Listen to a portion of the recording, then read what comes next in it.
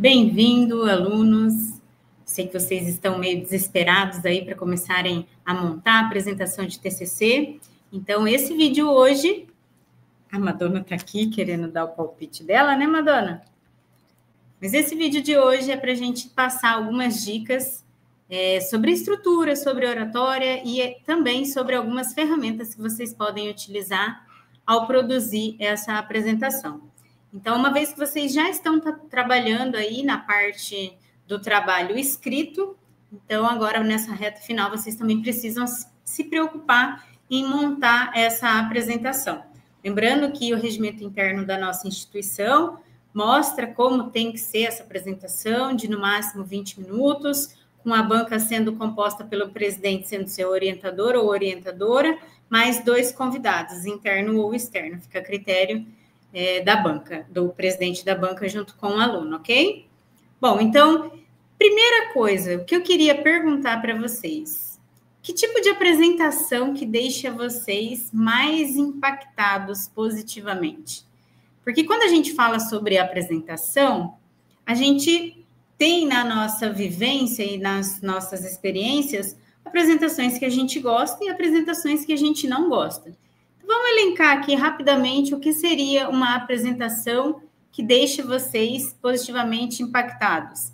Seria uma apresentação na qual o apresentador tem uma boa dicção, tem uma boa gesticulação, ele se comunica verbalmente, mas também sabe se comunicar com o corpo, né? A parte da apresentação em si, os slides são muito bem montados, com figuras bem visíveis, sem muito texto, né? Então, a gente consegue definir exatamente o que seria uma apresentação chata, e aí vocês podem até fazer o seguinte exercício.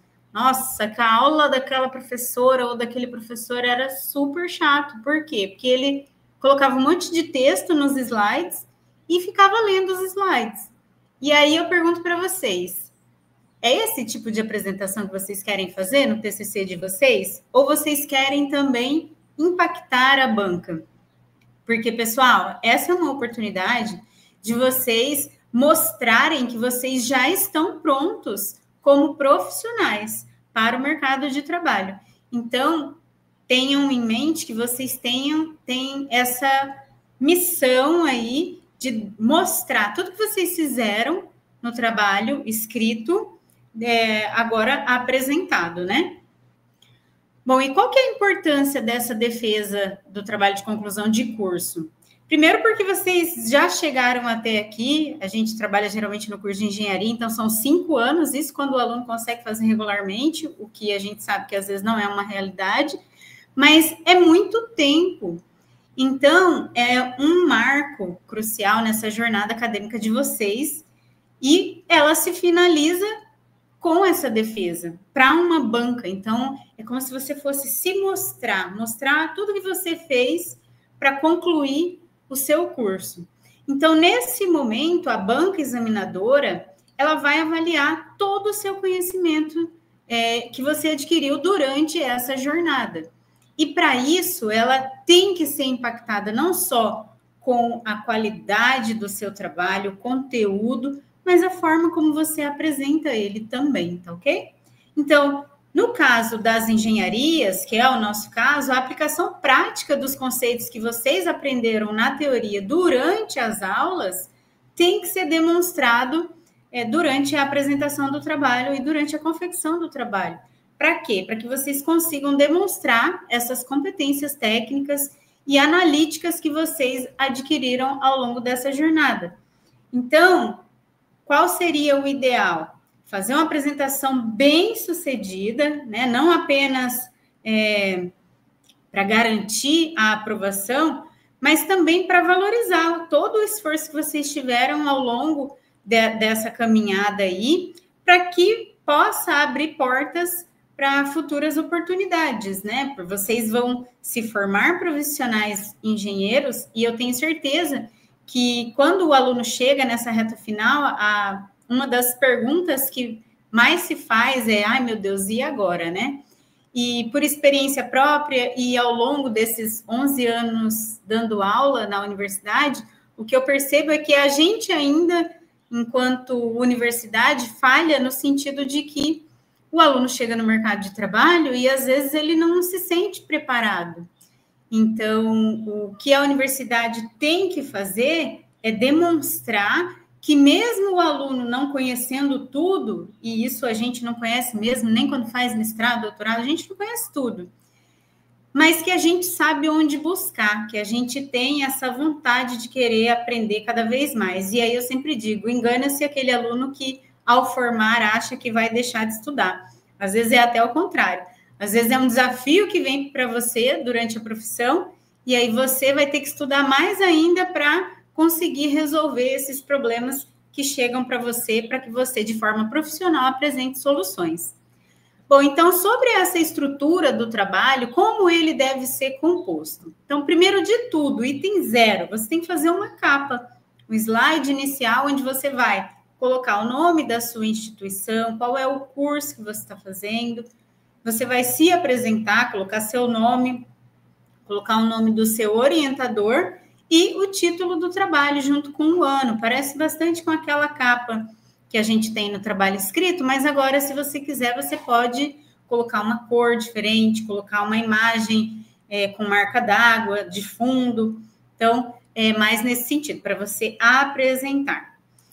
Depois, a gente começa com a introdução. Então, a introdução, ela tem que ser muito breve, porque o objetivo dela é apresentar o tema, você fazer uma contextualização de qual é o problema no qual o seu tema está inserido, colocar quais são os objetivos que você elencou no seu trabalho e justificar. Olha, eu vou trabalhar com esse tema, quero esses objetivos por causa disso e disso e disso, ok?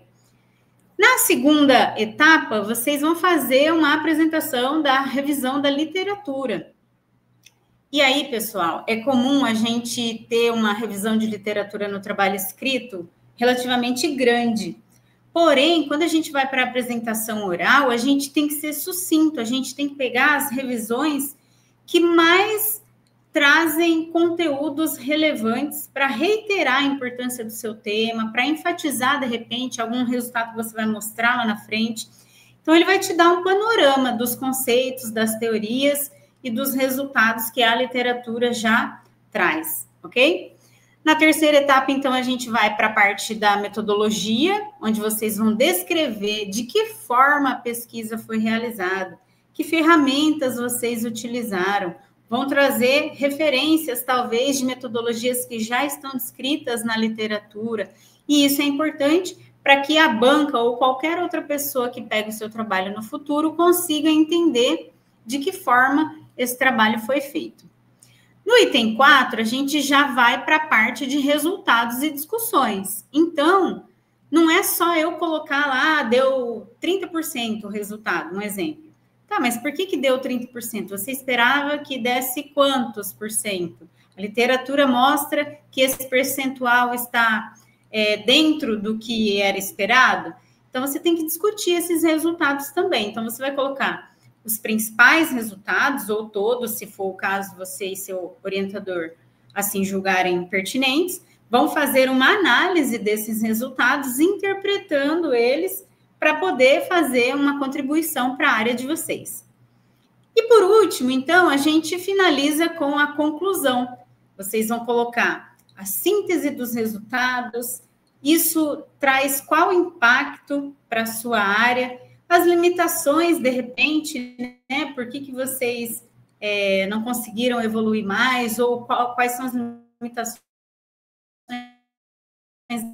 da área. E diante disso, algumas eventuais recomendações, finalizar com por todas as referências, tá ok? Então, uma dica importante, pense na sua apresentação como uma narrativa concisa do seu trabalho. Evite ficar tentando explicar demais, porque senão vocês podem se perder no tempo, tá ok? Então, uma estrutura lógica, ela vai ajudar você a guiar, a guiar a si mesmo e a guiar a banca examinadora através da sua pesquisa, para que facilite, então, a compreensão e demonstra aí organização e domínio do conteúdo.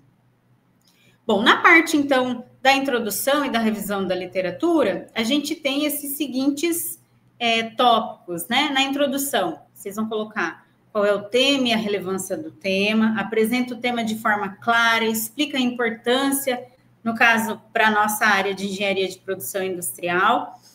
Problema da pesquisa, vocês têm que contextualizar qual é o problema que motivou vocês a fazerem aquela investigação, colocar os objetivos, né? Então, objetivos gerais e específicos, e justificar, falar por que aquela pesquisa é relevante e quais contribuições ou impactos ela pode trazer.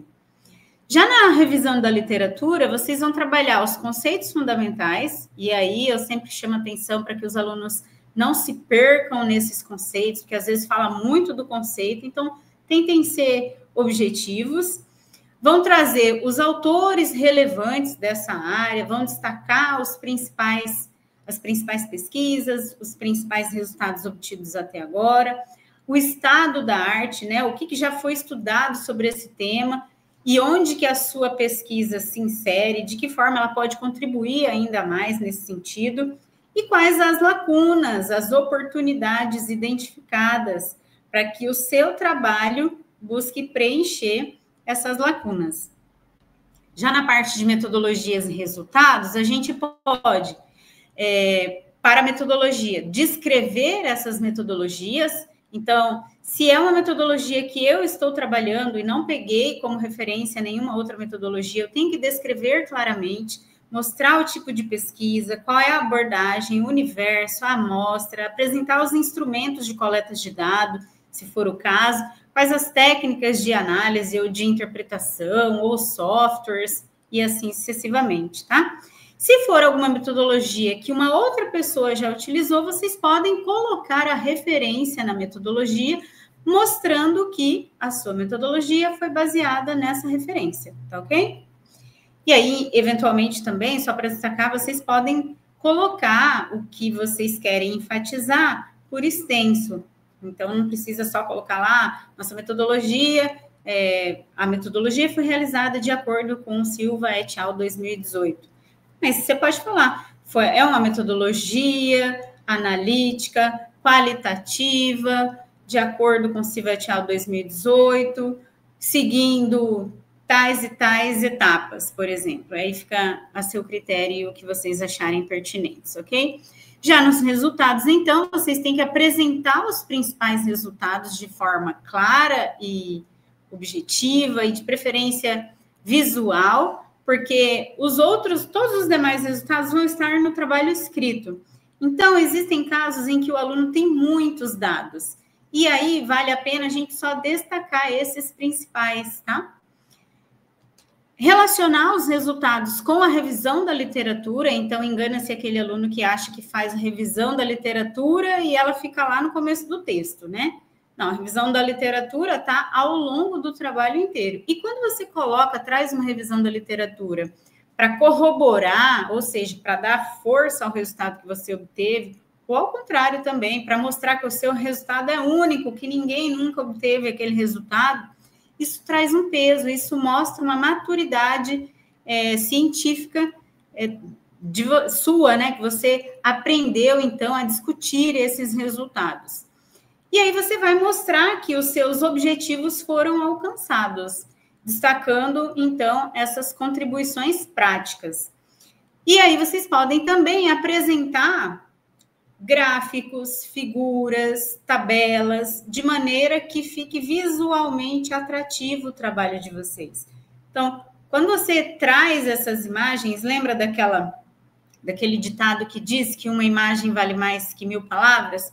Então, isso pode trazer um impacto maior do que simplesmente trazer textos e números. Bom, para a dica de montagem de slides, o que eu destaco para vocês aqui? Lembra que a gente falou lá no começo que ninguém gosta de slide muito cheio de texto, que é melhor você trazer na forma de tópico? Então, a primeira dica que eu daria é menos é mais.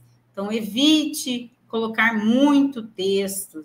Se você tem dificuldade de lembrar com frases curtas, né? Coloque palavras destacadas para que você consiga, ao longo da evolução da apresentação, lembrar desses conteúdos. Imagens e gráficos têm que ser sempre de qualidade. É super ruim quando a gente está assistindo uma apresentação e a gente não consegue visualizar uma imagem que deveria estar nítida, ou uma tabela com os números que a gente nem sabe quais são. Então, elas sempre têm que estar com uma qualidade boa, né? Geralmente, até se vocês quiserem montar um fluxograma com imagens, fica muito bem visto pela banca e para quem está assistindo facilita bastante também. Outra coisa que eu coloco aqui como destaque é, às vezes o aluno tem tanto conteúdo que ele vai fazendo os slides, mas aí ele faz lá 30 slides, só que ele tem 20 minutos de apresentação. E aí como é que ele vai apresentar 30 slides, ou seja, quase, né, muito pouco tempo, menos de 1 minuto aí por slide. Então, como é que você vai fazer isso? Então, coloque poucos slides para facilitar a sua vida, seja mais objetivo, né? Destaque os itens que vocês acham que são mais relevantes.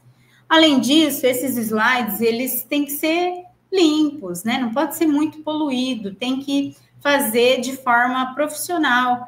Então, não que você não possa colocar umas pitadas de humor ou de coisas que vão deixar com a sua personalidade, mas isso em excesso pode trazer uma visão equivocada daquilo que você quer passar. Sobre a consistência visual, então eu destaco aqui para vocês manterem um perfil semelhante de todos os slides, né? Uma coesão visual, para que isso demonstre um profissionalismo da sua parte. E a parte da revisão. Então, eu sugiro que vocês revisem cuidadosamente durante a apresentação e no texto escrito a parte gramatical, tá bom? Então, eu geralmente faço uma apresentação para alguém que eu conheço, peço feedbacks. Então, é interessante que vocês também peçam para alguém, algum colega de trabalho, de classe, ou até mesmo outras pessoas de outras áreas. E a parte da oratória? Beleza, a gente fez os slides, que é a parte escrita da apresentação. Mas e a parte da oratória? Ela é tão importante quanto, pessoal, porque é através da sua forma de se comunicar que você vai se conectar à banca. E, às vezes, o trabalho escrito pode nem estar tão bom, mas a forma como a pessoa apresenta é tão boa que, às vezes, a dúvida que a banca tinha lá no texto escrito, a pessoa consegue tirar durante a apresentação dela. Então, domine o conteúdo, conheça profundamente cada etapa do seu TCC. Quando você estiver apresentando, e a nossa apresentação hoje em dia ela pode ser ou presencial ou de forma remota, mas procure manter a postura, não só física, como a postura vocal, a postura gestual, mantenha contato visual. Então, isso tudo ajuda a passar, inclusive, que você está confiante naquilo que você está apresentando. Uma outra coisa também que eu queria destacar é a linguagem. Ela deve ser adequada para o tipo de apresentação que está sendo feita. Então, utilizem uma linguagem formal, acessível, né? Demonstrar o uso de termos técnicos faz com que quem está ouvindo, que é da área, que é da banca, né? Geralmente a banca sempre é da área, isso demonstra que você está com conhecimento sobre aquela área. Então, fazer uso dessa linguagem também pode ser um destaque. E aí, não tem como fazer uma boa apresentação se a gente não praticar. Então, ensaie várias vezes, põe o cronômetro no relógio, depois que você tiver com a apresentação montada, né? Se grave. Eu dou uma dica dos alunos se gravarem. Põe o celular do lado ali, grava você falando e assista você depois, tá? Então, utilizem sempre uma voz clara, uma boa entonação. Não falem sempre com a mesma entonação assim, porque senão dá a impressão que você passa uma apresentação chata e nananã. Então, tentem fazer nuances da voz, né? Enfatizando os principais pontos. Então, falem em um tom audível, com boa dicção, varie essa entonação aí para evitar essa monotonia. E, ao final, vocês também vão exercitar essa oratória para as perguntas que a banca irá fazer, tá bom? Então, a oratória é tão importante quanto o conteúdo dos slides. E vocês vão ver lá na ficha de avaliação que esse é um dos itens avaliados e que a banca vai dar nota. E aí, é muito comum que na hora de se apresentar, os alunos fiquem nervosos. Imagina, até atores e atrizes, quando vão estrear uma peça, ficam nervosos, mesmo tendo muitos anos de experiência. Então, esse nervosismo é normal. A gente tem que fazer o que diante dele? Tentar se controlar, respirar, né? Pegar confiança e lembrar que ninguém conhece mais do seu trabalho do que você. Eu sempre falo isso. Às vezes nem seu orientador ou orientadora conhece tanto do seu trabalho quanto você, porque é você que está lá na bancada, você que foi a campo, você que fez a entrevista. Então, tenham isso em mente para que vocês ganhem essa confiança durante a apresentação. E quais ferramentas a gente pode utilizar para fazer essa apresentação? Os clássicos, né? O PowerPoint. Então, essa ferramenta da Microsoft, onde você pode escolher os layouts, as animações, enfim, é bastante utilizado. Vocês podem usar o Google Slides também, que ele, inclusive, fica de forma gravada no Drive, já na sua conta vinculada ao Google. E existem ferramentas mais modernas, inclusive utilizando inteligência artificial, que eu coloquei aqui para vocês também. Uma delas é o Canva, que é uma ferramenta com uma variabilidade muito grande de layout, e isso traz um dinamismo e uma vida para a sua apresentação muito grande, e é gratuito, assim como o Prezi, que é como se fosse um PowerPoint um pouco mais moderno, com formas dinâmicas de fazer essa apresentação. O Visme, eu não conheço o Visme, mas ao fazer essa pesquisa, né, eu vi que ele é uma ferramenta bastante utilizada, e aí vocês podem, de repente, recorrer ao YouTube, pesquisar como é que utiliza essas ferramentas. E também destaquei ferramentas de inteligência artificial para ajudar vocês aí a criar, de repente, alguma imagem mais impactante, um formato de slide mais criativo, né? Lembrando que, pessoal, essas ferramentas, elas não devem ser usadas para fazerem o trabalho de vocês, mas elas podem sim ser utilizadas de maneira que ajudem vocês a aprimorarem o trabalho, tá ok? Então, o Grama App, que é uma ferramenta que usa inteligência artificial para criar apresentações visuais impactantes. Então, de repente, você fez lá, mas está achando que está um pouco monótono, ou que você quer dar mais vida àquela apresentação. Então, você pode pedir para que a inteligência artificial aprimore, sugira novas opções, assim como o Magic Slides também, tá? E aí eu vi uma outra ferramenta que eu também não usei, mas que foi sugerida nas pesquisas que eu fiz no YouTube mesmo, no Google, que é o Grammarly, que ele faz, inclusive, uma revisão de gramática, né? É lógico que quando a gente utiliza uma ferramenta dessa, é interessante que, ao utilizá-la, a gente consiga perceber aonde a gente errou, para que a gente não erre mais. Porque uma coisa é eu utilizar uma ferramenta dessa para um texto que eu vou entregar lá na frente, ou uma apresentação que eu vou fazer lá na frente. Mas se a gente não aprende aonde a gente está errando, a gente vai continuar errando sempre. Então, imagina depois você fazendo um texto, um ofício, um laudo para a instituição onde você trabalha, ou para a consultoria que você está oferecendo, e você apresentar erros básicos de gramática. Fica até feio, né? Então, o ideal é a gente sempre utilizar com parcimônia e também ver de que forma a gente pode melhorar a nossa performance profissional. E aí eu terminei a apresentação. E agora, o que acontece? Agora é o Shark Tank, né? Agora é o tanque com os tubarões, que são quem? A banca. Então, a banca agora vai fazer a arguição, que são as perguntas, né? Então, o que ela leu no seu trabalho escrito, o que ela ouviu e viu do seu trabalho apresentado e ela não entendeu, ela vai poder fazer perguntas. Então, minhas dicas nessa etapa são, primeiro, tenha calma, que eu acho que essa é a etapa mais nervosa, né? Você tem que se manter concentrado para poder entender a pergunta e para poder vasculhar na sua mente qual seria a melhor resposta para aquela pergunta.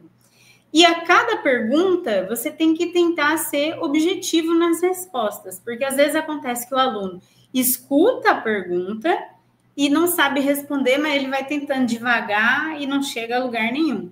Então, se você não souber, não invente resposta, não fica divagando, seja sincero. Fala, olha, professor, eu não consigo estar te respondendo agora, eu vou conversar com a minha orientadora, revisitar as pesquisas que eu fiz, ou então, de repente, fazer novas pesquisas para que eu consiga, então, entender esse seu questionamento. Fica muito mais elegante e honesto da sua parte. Uma outra coisa que eu queria destacar é para que vocês consigam pensar criticamente, não liguem o piloto automático, que isso, quando a gente pensa criticamente, a gente consegue evoluir profissionalmente. E quando vocês forem criticados, né, se baseiem nas pesquisas científicas. Quando alguém da banca te fizer um questionamento, você não fez um monte de pesquisa, não colocou lá na sua revisão bibliográfica um monte de artigo, um monte de dados. Então, se baseie neles para que você consiga dar uma resposta com um argumento bem embasado e não só com vozes da sua cabeça, tá ok? Bom, então, o que eu destacaria aqui é que vocês organizem a apresentação de forma lógica, né? Pratique bastante, só vocês conhecem 100% desse conteúdo, então adquiram essa confiança, essa clareza através do treino e utilize as ferramentas possíveis para ajudar vocês aí nessa trajetória. Então, a dedicação e a estratégia vão poder definir aí parte do sucesso que vocês vão obter na nota que a banca vai dar, ok? E aí, com isso, eu finalizo, então, aqui essas nossas dicas para execução da apresentação final nos slides e na oratória. Espero ter ajudado vocês e desejo a todos sucesso nas apresentações, me colocando à disposição. Se vocês quiserem algum template de apresentação, coloca nos comentários aqui embaixo, que daí, dependendo do número de pessoas, eu faço um template e coloco fixado aqui, ok? Mas é isso, pessoal. Sucesso!